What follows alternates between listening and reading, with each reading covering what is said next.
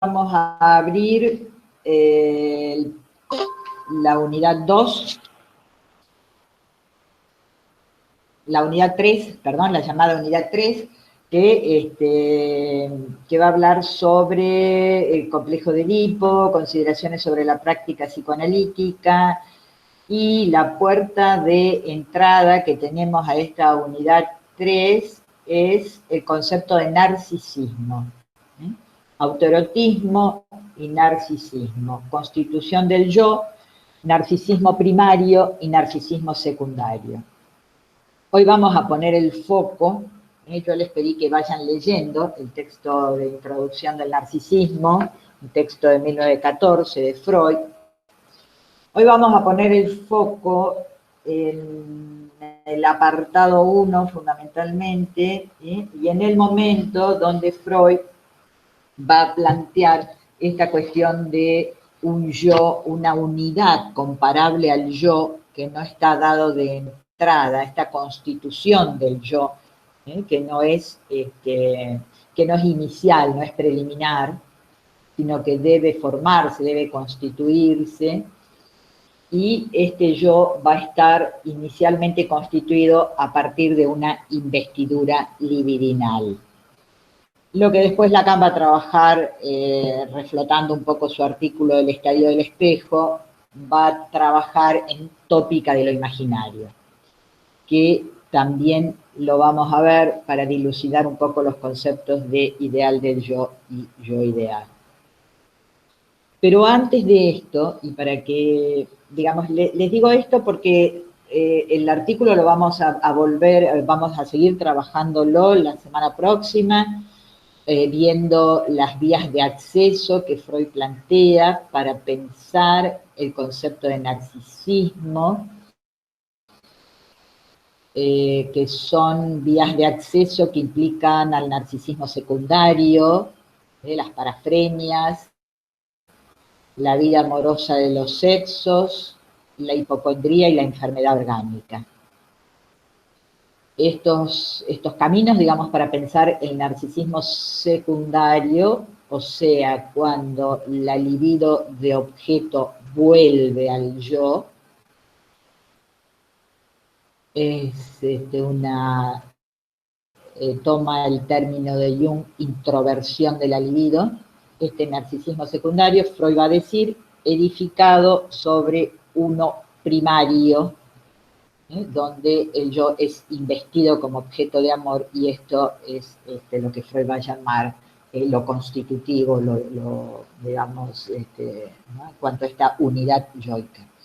Nosotros vamos a poner de vuelta, les digo, la mirada en este momento de narcisismo primario. En este párrafo de Freud vamos a tratar de dilucidarlo, de pensarlo un poco en relación a las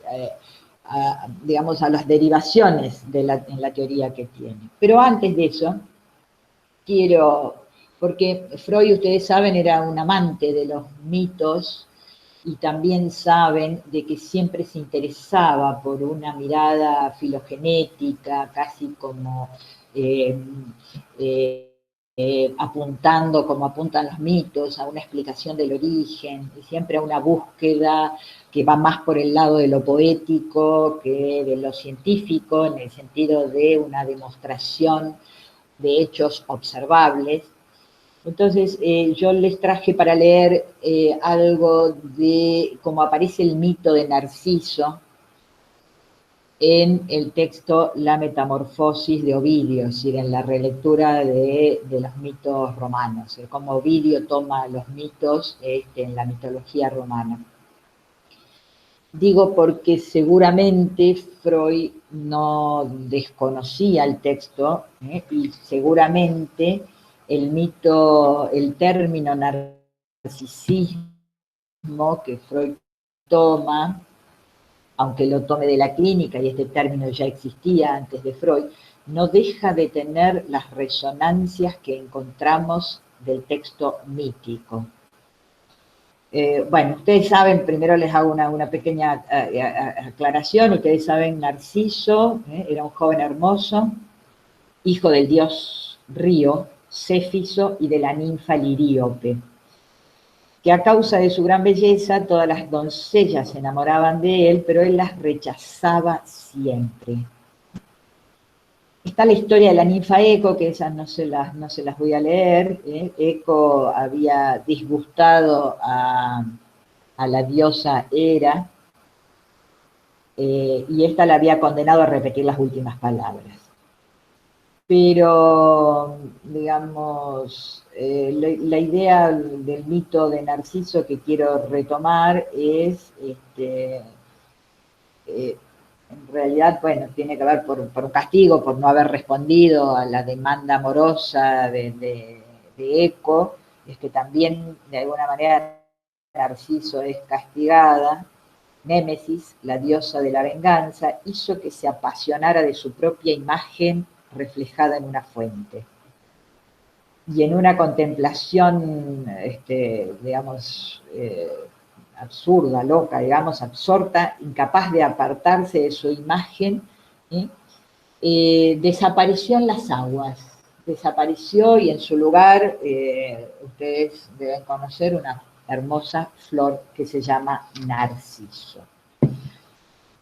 Quiero leer entonces del texto de Ovidio algunas cosas, ¿no? Primero, esta idea de la anterioridad. Tiresias, el adivino ciego, ustedes también saben, la gente siempre iba a consultarle. Cuando, digamos, sus oráculos fue la que dijo que este niño, llamado Narciso, consultado Tiresias si iba a vivir largo tiempo acerca de Narciso, dijo que, consultado si llegaría a ver los largos días de una vejez avanzada, respondió Tiresias, sí, si no llega a conocerse. Durante años, el oráculo del agorero pareció vano, pero lo probaron el desenlace de los acontecimientos, el tipo de muerte y lo inaudito de la locura. Quiero decir, el oráculo desde antes del nacimiento de Narciso predijo una muerte prematura, es decir, la asoció a Narciso con la muerte joven y con lo inaudito de la locura. Dice, en efecto, había ya añadido el hijo del Céfiso 1 año a los 15 y podía parecer lo mismo un niño que un joven. Muchos jóvenes, muchas muchachas lo desearon, pero tan dura soberbia había en aquella tierna belleza, ningún muchacho, ninguna joven le tocó el corazón. Digamos, esto en cuanto, digamos, a lo que yo había llamado como una idea de anterioridad, algo que lo está predestinado. Después aparece, bueno, esta historia de Eco, que se siente engañada porque, bueno, Narciso no la contempla, y en una escena de caza con Z, fatigado, aquí vino a tumbarse el zagal, fatigado por la pasión de la caza y el calor, buscando tanto la belleza del lugar como la fuente. Y mientras ansía calmar la sed, nació otra sed. Y mientras bebe, cautivado por el reflejo de la belleza que está viendo, ama una esperanza sin cuerpo. Cree que es cuerpo lo que es agua. Se extasía ante sí mismo y sin moverse ni mudar el semblante permanece rígido como una estatua tallada en mármol de Paros. Apoyado en tierra contempla sus ojos, estrellas gemelas, sus cabellos, dignos de Baco y dignos de Apolo, sus mejillas lampiñas, su cuello de marfil, la gracia de su boca y el rubor mezclado con nibia blancura. Y admira todo aquello que le hace admirable. Se desea a sí mismo sin saberlo. elogiando se elogia, cortejando se corteja, y a la vez que enciende, arde. No sabe qué es lo que ve, pero lo que ve le quema, y la misma ilusión que engaña sus ojos los excita. Crédulo, ¿para qué intentas en vano atrapar fugitivas imágenes? Lo que buscas no existe. En este párrafo que recorté, me parece que está la cuestión esta de la imagen y el engaño, de lo que ve, de la imagen, lo precipita a un engaño amoroso. Ahora viene el otro elemento, digamos, que quería plantear, que es el amor locura. Me salteo bastante, esa engañosa imagen, se muere por sus propios ojos, bueno. Ese soy yo, me he dado cuenta, mi reflejo no me engaña más, ardo en amores de mí mismo, yo provoco las llamas que sufro. ¿Qué hago? ¿De cortejado o de cortejador? ¿Y cómo voy a cortejar? Lo que ansío está en mí. Y esta frase famosa, digamos, del mito que dice, la riqueza me ha hecho pobre. Es decir, tanta sobreabundancia me ha hecho pobre. Ojalá pudiera separarme de mi cuerpo, deseo inaudito en un enamorado. Quisiera que lo que amo estuviera lejos, pero ya el dolor me quita fuerzas, no me queda largo tiempo de vida y en mi primavera muero. Y no es dura la muerte para mí, pues la muerte aliviará mis penas. Este al que adoro es quien quisiera que viviera más. Los dos, unidos de corazón, moriremos en un solo aliento, dijo, y en su locura tornó a contemplarse la cara, y con sus lágrimas enturbió la fuente, y al removerse el agua la imagen se desvaneció. Al verla borrarse, ¿a dónde huyes? Espera, no me abandones, cruel, que yo te amo, gritó. Que pueda yo al menos contemplar lo que no me es posible tocar, y dar así pábulo a mi desdichada locura. Y mientras así se lamenta, rasgó el vestido desde el borde superior y se golpeó con sus marmóreas manos el pecho desnudo. ¿Sí? Se empieza a ver signos de este bueno, cómo va volviéndose pálido, y esta cuestión de las marmóreas manos, ¿no? Y algo de la muerte que lo está envolviendo. Sus últimas palabras al contemplarse una vez más en las aguas fueron estas: ay, muchacho, amado en vano. Y otras tantas respondió el paraje, y al decir adiós, adiós también dijo eco. Extenuado dejó caer su cabeza sobre la verde hierba. La muerte cerró aquellos ojos que admiraban la belleza de su dueño. Le lloraron sus hermanas las náyades y ofrendaron a su hermano sus cabellos cortados. Le lloraron las dríades, a sus llantos responde eco. Y ya preparaban la pira, el blandir de antorchas y las andas, pero el cuerpo no aparecía. En vez de su cuerpo encuentran una flor amarilla con pétalos blancos alrededor de su cáliz. Interesante también esta cuestión, ¿no? También en Edipo el cuerpo nunca apareció, ¿no? Siempre hay ahí como una idea de una metamorfosis, una idea de un cambio, de una idea de una transformación radical en algo que se transforma en símbolo. Bueno, quería este texto tomarlo como trasfondo de lo que vamos a ir planteando hoy como concepto de narcisismo. Es un texto que Freud define como un parto difícil y que en tanto parto presenta todas las deformaciones consiguientes, así lo dice. Freud declaró al narcisismo como un estado intermedio entre el autoerotismo y el amor de objeto, dándole así un lugar dentro del desarrollo sexual regular del hombre. Después vamos a ver que algunos de estos términos nos confunden un poco, ¿no? Como esta cuestión de desarrollo. Pero la idea es sí darle un lugar, como hace muchas veces Freud, partiendo de una patología, darle un lugar necesario en los tiempos constitutivos, ¿sí?, de la subjetividad del sujeto.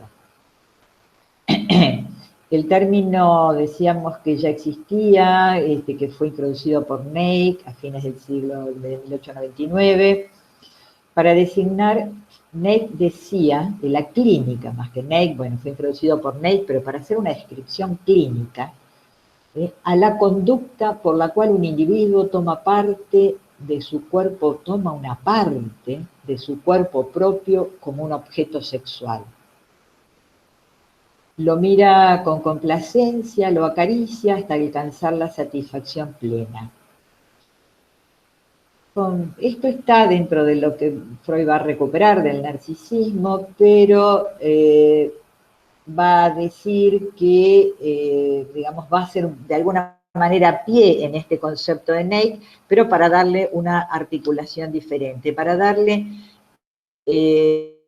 un radio más vasto, dice Freud. Freud va a decir que no se trata de una conducta, que si tomáramos a esta conducta como lo define Neig, estaríamos dentro del campo de las perversiones, mientras que para Freud el concepto de narcisismo requiere, él dice, un radio más vasto, es decir, dentro del desarrollo, decíamos, normal, regular, como constitutivo. Como constitutivo de esta primera unidad, de esta figura que es el yo. Freud va a pensar el narcisismo no como una conducta, decíamos, sino como una localización de la libido. Esta libido que va a bascular en una especie de vaivén entre el yo y el objeto. Freud va a pensar el supuesto necesario de una investidura primaria del yo, una investidura libidinal, por lo tanto sexual, del yo como objeto de amor. Una investidura yoica que va a ceder a los objetos, en la medida en que haya allí algo de la elección de objetos, los va a investir como objetos de amor. Entonces, este movimiento entre el movimiento de la libido del yo a los objetos y la introversión, la vuelta de la libido del objeto al yo, es lo que llama narcisismo secundario.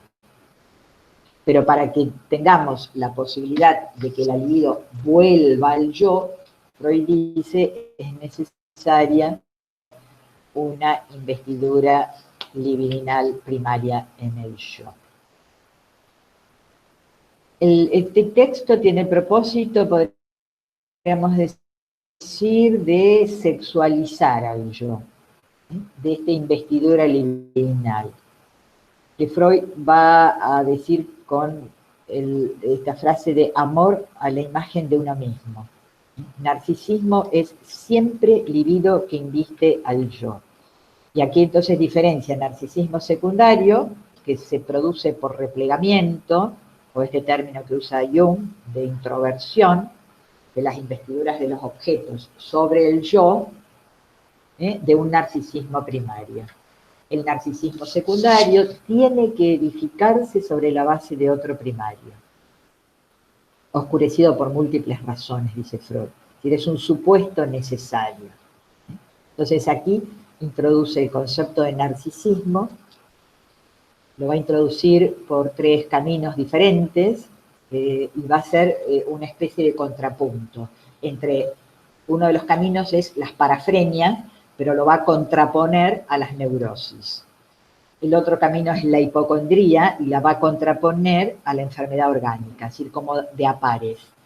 Y también la vida amorosa de los sexos, pensando la elección de objeto de amor en el hombre y la elección de objeto de amor en la mujer. Entonces, decíamos, parafrenias, neurosis, enfermedad orgánica o sueños también, hipocondría, y la vida amorosa de los sexos, pensando la diferencia, las condiciones que requiere o que plantea la elección de objeto en el hombre y en la mujer. Entonces, el narcisismo, como vemos, tiene una fuerte sostén, el concepto, en la idea de la pregnancia de lo sexual en el yo, sino en la idea de sexualizar el yo. Hay también un momento en el texto que da algunas vueltas y que va y que viene, y que lo que hay, digamos, de trasfondo son, podríamos decir, las aguas turbulentas de una disputa con Jung, que lleva una buena parte, digamos, de argumentación de este primer apartado del cual nos estamos ocupando. De los 3 apartados del texto nos estamos ocupando del primero, porque bueno, Jung proponía la idea de una libido única y decía que en realidad esto había acontecido a partir del mismo Freud, proponía unificar las libido, la libido o la idea de una única libido que después se partía en 2 según ocupaba el objeto, ocupaba el yo. Pero lo más fuerte, digamos, de la disputa con Jung es que Jung pretendía desexualizar la libido. Esto le lleva a una ruptura con Jung, porque, bueno, Freud sostiene, sostiene que es un concepto, digamos, base en la teoría, la libido, el concepto de la libido como energía sexual, y que no va a renunciar a eso. Entonces hay una ruptura con Jung, también hay algo de una ruptura con Adler al mismo tiempo, digamos, su formulación de la protesta masculina, y porque ambos parecían querer, de alguna manera, desviar el concepto de libido freudiano, que siempre el concepto de libido en Freud, digamos, va a tener una correlación, va a estar hundido en la idea de la pulsión, que siempre es sexual, digamos, como esta energía, digamos, no es lo mismo pulsión que libido, pero sí tienen una correlación muy fuerte.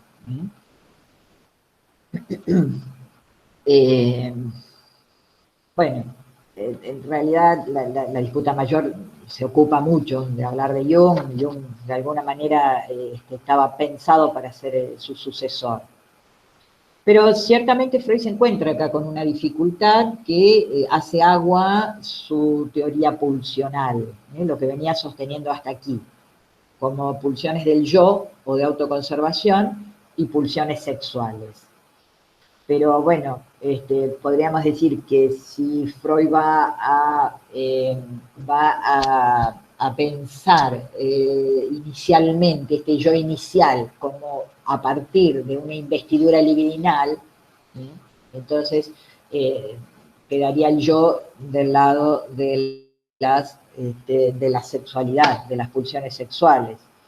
Entonces, de alguna manera, frente a esta dificultad, hay una especie de impas, podríamos decirlo, hasta que, bueno, la vuelta de 1920, donde se plantea pulsiones de vida, pulsiones de muerte, la nueva dualidad pulsional, pulsiones de vida, pulsiones de muerte, eros, tánatos.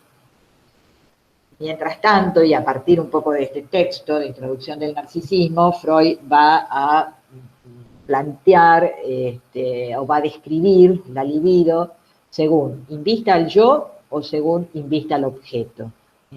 Siempre que ocupe al yo, va a ser narcisismo. O sea, él va a trabajar con los términos de libido del yo y libido de objeto. Digamos, de alguna manera queda dentro de las pulsiones sexuales, podríamos decir, un ámbito específico al yo.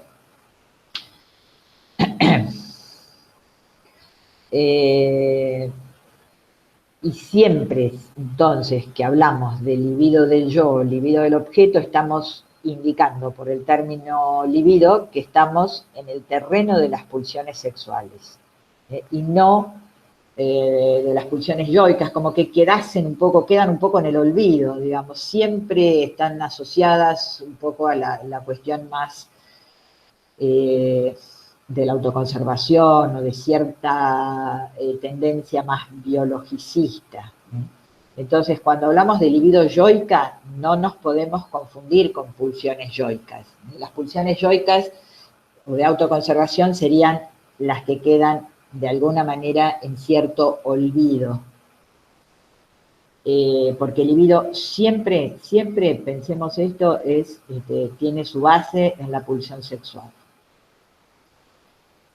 Como si en realidad las pulsiones del yo de autoconservación no fueran verdaderas pulsiones, porque ustedes se acuerdan cuando, digamos, la caracterización que hace Freud de las pulsiones, en los textos que ya vimos, de pulsiones y sus destinos, siempre está trabajando la pulsión sexual. Cuando habla del fuente, el meta, que no alcanza el objeto, que se le sustrae, Lo mismo cuando habla de sus destinos, del placer, del goce, del ser visto, del sadomasoquismo. Digamos, no hay nada acá del orden de la autoconservación. Siempre está planteando el concepto pulsional en tanto, digamos, siempre está pensando la libido en cuanto a esta incidencia, esta pertenencia al campo de lo sexual. Bueno, vamos a volver un poco al texto, decíamos, cuando consideramos entonces el concepto de narcisismo, vamos a ver que no solamente se pone en juego estos dos términos que estábamos viendo, libido y yo, o un yo investido, sino que tenemos que considerar también un tercer elemento que aparece aquí y que podríamos decir que es la otra pata del trípode, que es el cuerpo. Entonces, el narcisismo pone en juego cuestiones de yo, libido y cuerpo, porque va a tomar una idea de cuerpo, el cuerpo del narcisismo va a tomar una idea de unidad corporal o de imagen unificada del cuerpo. Esta imagen unificada que va a ser sostén del yo, que no se puede desprender del yo y no se puede desprender de la libido. Cuando ustedes habrán visto el año pasado 3 ensayos para una teoría sexual, ahí la noción de cuerpo que Freud trabaja quizás sea otra, porque la idea que trabaja en 3 ensayos es de alguna manera una idea de un cuerpo compuesto por zonas erógenas, como de una manera parcial. Y estas zonas erógenas funcionarían como recortes, ¿sí? Como una especie de distintas zonas del cuerpo que tienen su propia autonomía en cuanto a manera de satisfacerse, ¿no? Y también su propia prevalencia en distintas, incluso Freud habla de las etapas de la libido, anal, oral, ¿no? Oral, anal, al revés. Digamos, en la introducción del narcisismo, Freud va a necesitar pensar el problema, digamos, que le va a traer del cuerpo, va a necesitar pensar un cuerpo en cuanto a unidad, inicialmente en cuanto a unidad, que es uno de los ejes de este texto. El problema de la unidad corporal que va a estar mediatizada y determinada también por el yo. Cuando Freud trabaja esto que les estoy diciendo, que es donde estamos poniendo el eje, es un párrafo del segundo, en la segunda página ya está, se pregunta, ahora voy al texto de Freud, ¿qué relación guarda el narcisismo, del que ahora tratamos, con el autoerotismo, que hemos pensado como un estadio temprano de la libido?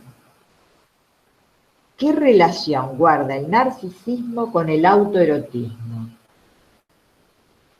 Y se contesta de esta manera: es un supuesto necesario, volvemos a la idea del supuesto, de la hipótesis, necesario, que no esté presente desde el comienzo en el individuo una unidad comparable al yo. Este párrafo lo tienen que subrayar, porque lo van a tener que trabajar mucho. Entonces, es un supuesto necesario que no esté desde el comienzo, que no haya inicialmente una unidad comparable al yo. El yo tiene que ser desarrollado, tiene que constituirse. Ahora bien, las pulsiones autoeróticas son iniciales, primordiales. Por tanto, algo tiene que agregarse al autoerotismo, una nueva acción psíquica para que el narcisismo se constituya. Vamos paso a paso con este pasaje. Este pasaje que presenta Freud para considerar de alguna manera el modo en que una organización del cuerpo se va gestando con un carácter unificado, va a comenzar a gestarse en este tiempo del narcisismo. Freud está diciendo que esa unidad corporal no estaba, esa idea de unidad no estaba desde el principio. Al principio teníamos pulsiones autoeróticas. Antes de esa unidad corporal, antes de esa operación, podríamos decir, que da lugar a la unificación, a la unidad, Freud dice autoerotismo. Fíjense, interesante, que usa el plural. Dice, las pulsiones autoeróticas son primordiales, son iniciales. Son iniciales y múltiples, podríamos decir. Hay una pluralidad pulsional, un manojo de pulsiones parciales.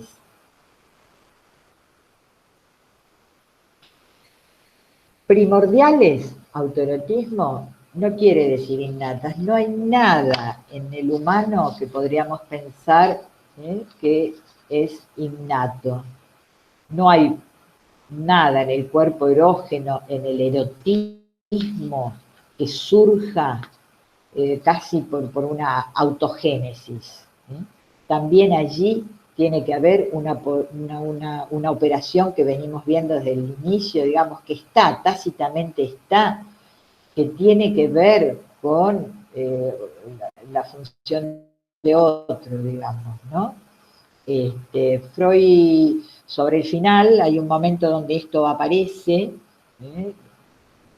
lo que llamamos, lo que conocemos esta frase como His Majesty the Baby, donde aparece claramente el narcisismo del niño como lugar redivivo del narcisismo de los padres. Y esta operación que está allí edificando, construyendo esta primera unidad del yo, tiene un lugar externo, ajeno, digamos.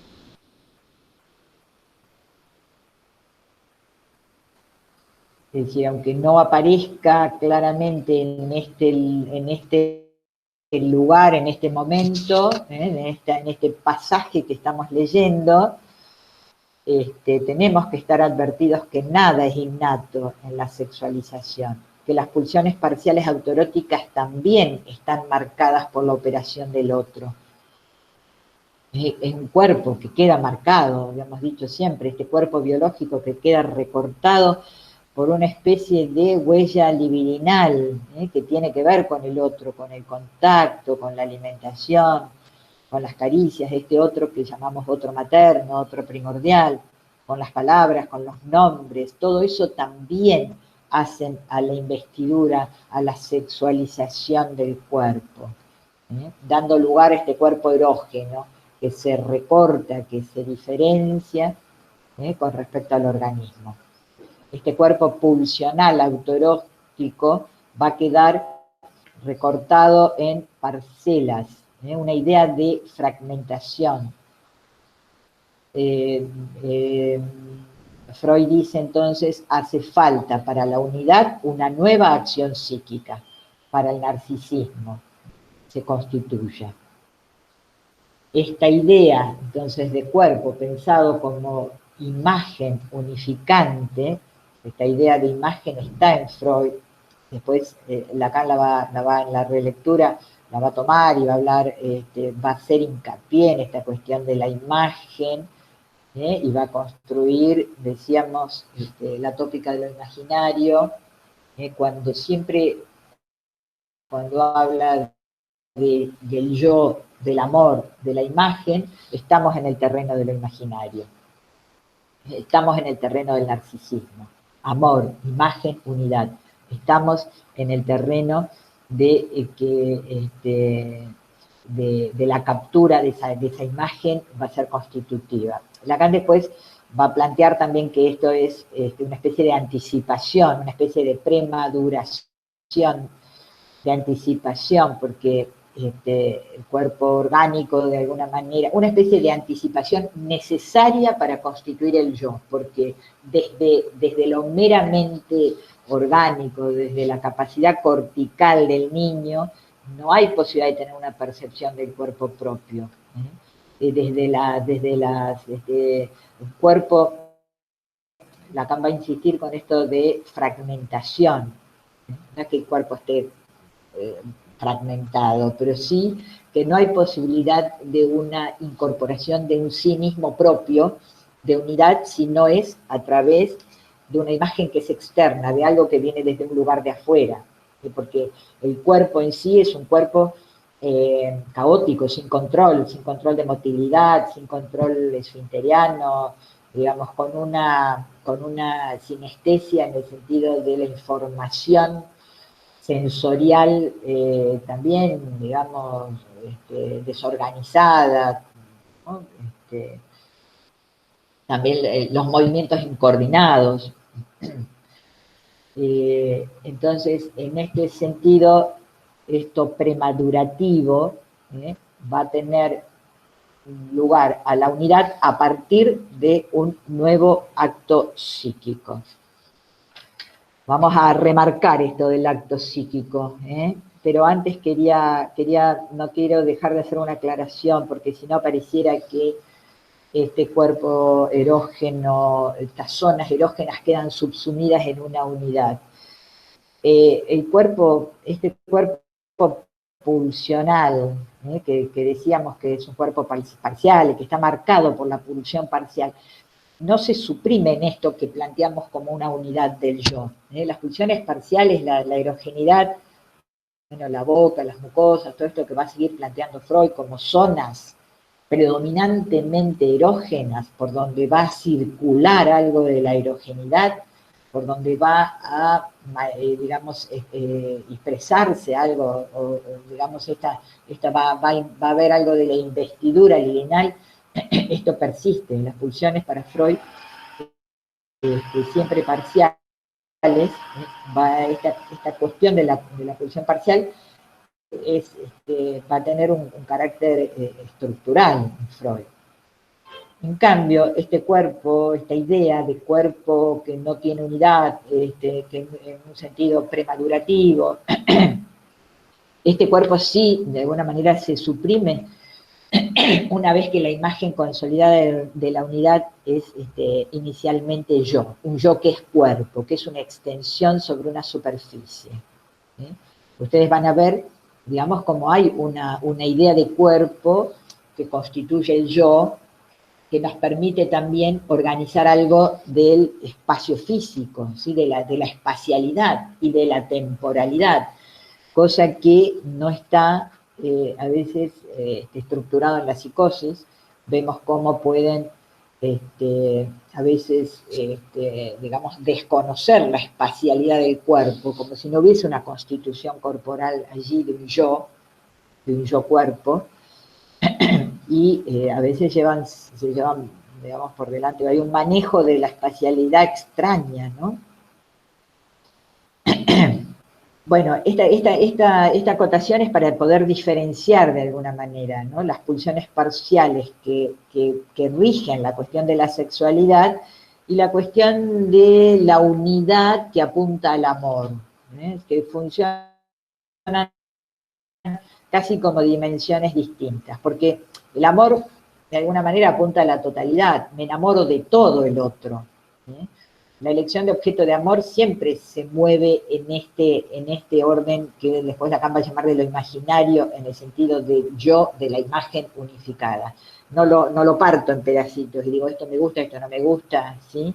Distinto podríamos pensar la cuestión de la sexualidad, digamos, el funcionamiento de las zonas sexuales en cuanto al encuentro sexual.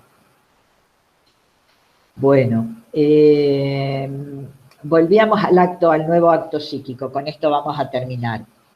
Un nuevo acto psíquico, este nuevo acto psíquico que se agrega a esta multiplicidad de pulsiones autoeróticas, este acto psíquico que podríamos decir hace pasar, permite este pasaje o de las pulsiones parciales al lado del amor, al lado de la completud, al lado de la imagen, al lado del amor a la imagen de uno mismo, podemos pensarla como una identificación. Este nuevo acto psíquico que permite esta unificación, podemos pensarla como una identificación, aunque Freud allí no lo menciona. Pero nos da otras pistas, porque, digamos, en otros textos, en otros lugares, porque si pensamos que se trata de un lazo amoroso con el objeto que en este caso es una imagen de mí mismo, ¿sí? Y que a partir de este lazo amoroso con el objeto se produce una especie, de copia, una especie de incorporación, de captura con esa imagen que se nos devuelve, con esa imagen que se nos devuelve y que viene de un campo, podríamos decir, fuera, de un campo, exterior, pero esa imagen va a funcionar, o de alguna manera queda incorporada, podríamos decir, como una especie de apuntalamiento, de sostén, de esta primera idea, de este primer esbozo, porque no es un yo concluido, es un primer esbozo de yo. Este yo después, a través de identificaciones secundarias, como Freud nos explica en otros textos, va a ir incorporando distintos ropajes, distintas características y condiciones. Incluso es una de las manifestaciones de la pérdida del objeto de amor, ¿no? Es decir, a veces cuando nos hemos abandonado, alguien nos abandona, la pérdida del objeto de amor, a veces nos quedamos con algún rasgo de este objeto, es decir, alguna condición que hace, que nos recuerda, digamos, sí, de alguna manera sigo visitando los mismos lugares que visitaba, sigo haciendo las mismas pequeñas acciones que hacía con él, o que hacía él o ella. ¿Sí? Hay como una manera, digamos, de en esa pérdida poder sobrellevarla quedándose con algo del objeto. Entonces, y además ese quedarse con algo, esa identificación, hace de alguna manera a la pérdida del lazo amoroso con el objeto, ¿no? Entonces, si lo pensamos desde ese lugar, diríamos que sí, que estamos pensando en una identificación, pero que aquí hay una discusión, digamos, que podríamos pensar, no es, a pesar de que estamos hablando de narcisismo primario, esta constitución primera del yo, no es una identificación primaria, porque este término Freud lo va a reservar, aparece en otros lugares de su obra, de sus textos, en Psicología de las Masas, en El Yo y el Ello.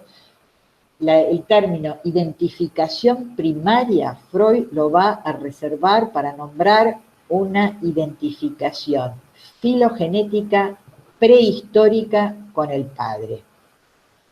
Esto entonces tiene que haber operado primariamente, una identificación primaria, para que nos ubique como una especie de patrón de identificaciones en relación al otro. Y Freud piensa, esta identificación primaria lo piensa con el padre primordial. Es una identificación que tiene que operar, porque a la hora de buscar una imagen para identificarnos, va a incidir en que aquello que nos identifiquemos sea un semejante, sea la imagen de un semejante, y no sea otra cosa. Si no me voy a identificar con un objeto, con un animal, sino que aquello, digamos, va a incidir en que aquello que nos capture como imagen es la imagen de un semejante. Es una idea, por eso hablamos de una identificación filogenética, es la idea de una filiación a la especie, al semejante. Entonces, en la identificación narcisista, podríamos llamarla así, a esta identificación que es constitutiva del narcisismo primario, o esta identificación especular con la imagen que me viene del otro del amor, que me devuelve el otro del amor, tiene que estar ya funcionando algo de esta identificación primaria, filogenética. Es decir, lo que yo voy a encontrar en esa imagen es algo que me representa a mí para el otro. ¿Sí?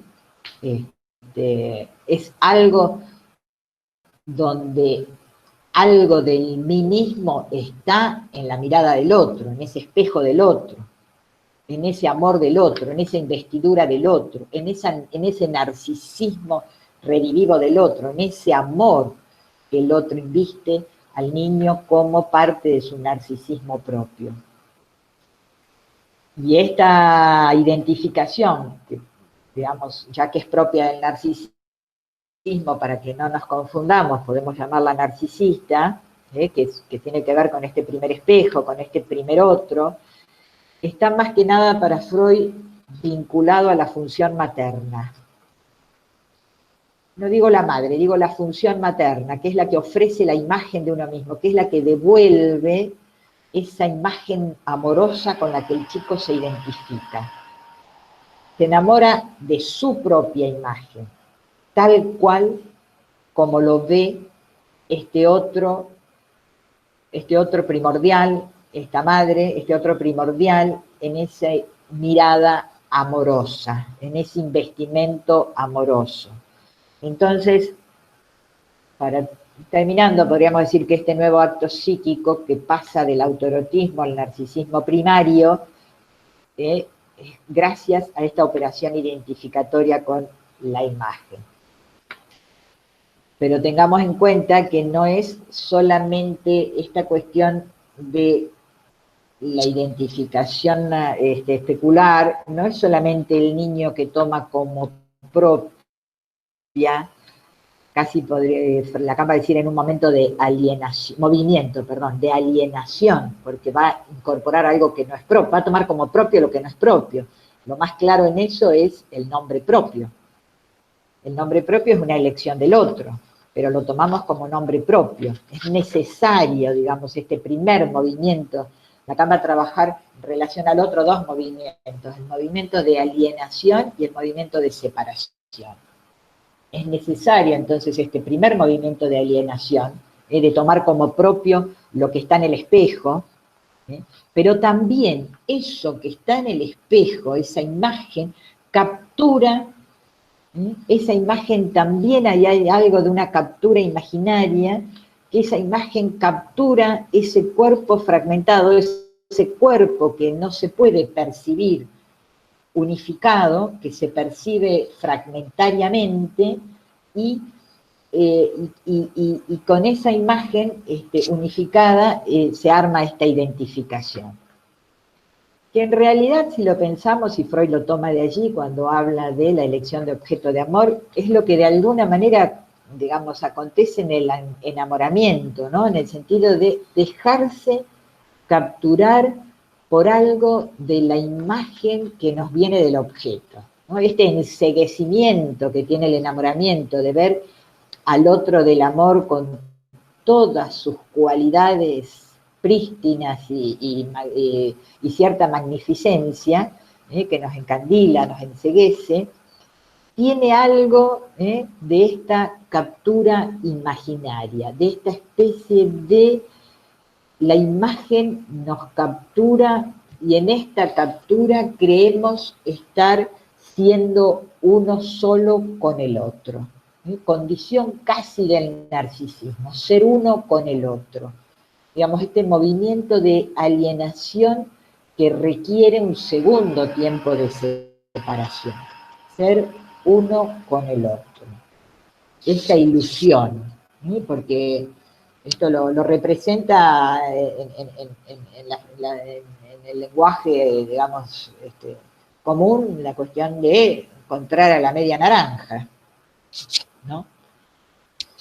Bueno, vamos a dejar por hoy para que no se haga tan largo, vamos a seguir la clase que viene con estos caminos de accesos, narcisismo secundario, elección de objeto de amor, el hombre y la mujer, bueno, la hipocondría, etcétera, algunas preguntas que puedan surgir de allí, y fundamentalmente como el apartado 3 cuando nos va a plantear la problemática del yo ideal, ideal del yo. La clase que viene entonces trabajamos introducción del narcisismo, apartado 2 y apartado 3. Les pido que lo vayan leyendo, así también tenemos algunas preguntas.